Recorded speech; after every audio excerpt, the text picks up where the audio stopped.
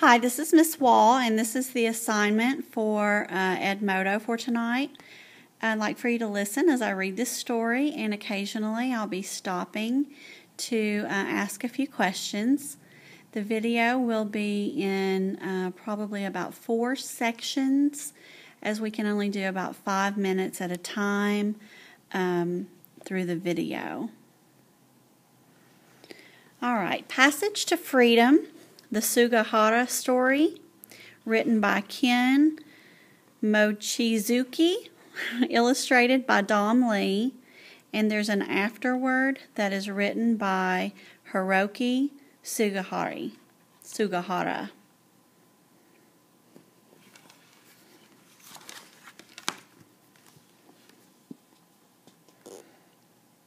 There's a saying that the eyes tell everything about a person. At a store, my father saw a young Jewish boy who didn't have enough money to buy what he wanted.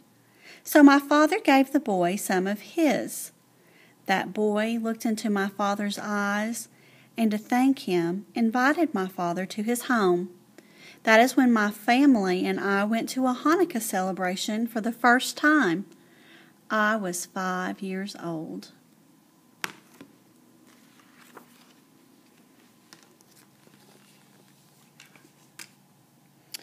In 1940, my father was a diplomat representing the country of Japan. Our family lived in a small town in the small country of Lithuania. There was my father and mother, my auntie Setsuko, my younger brother Chiaki, and my 3-month-old baby brother Haruki. My father worked in his office downstairs.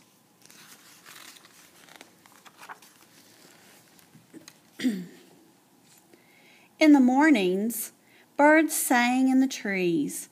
We played with girls and boys from the neighborhood at a huge park near our home.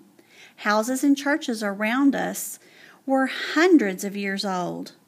In our room, Chiaki and I played with the toy German soldiers, tanks and planes. Little did we know that the real soldiers were coming our way.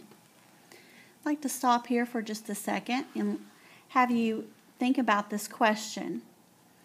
Recall details from the text so far. Identify another clue about the groups that may be involved in the story. Now, we will be responding to these questions in Writer's Workshop tomorrow. There are only 4 of them, and that was number 1. So number 1 was recall details from the text so far. Identify another clue about the groups, like the groups of people that may be involved in this story. Okay, I'm going to continue. Then one morning in late July, my life changed forever. My mother and Auntie Setsuko woke Chiaki and me up, telling us to get dressed quickly. My father ran upstairs from his office. There were a lot of people outside, my mother said. We don't know what's going to happen.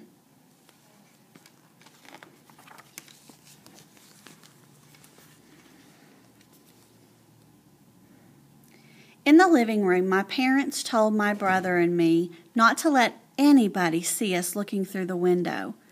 So I parted the curtains a tiny bit. Outside, I saw hundreds of people crowded around the gate in front of our house.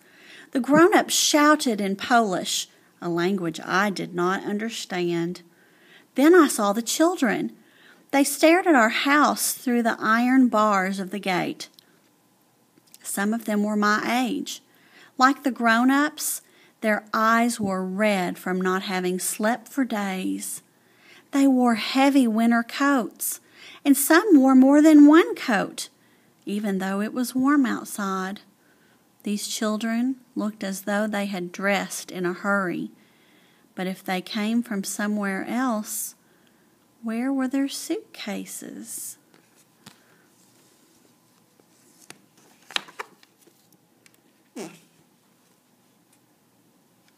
the pictures there.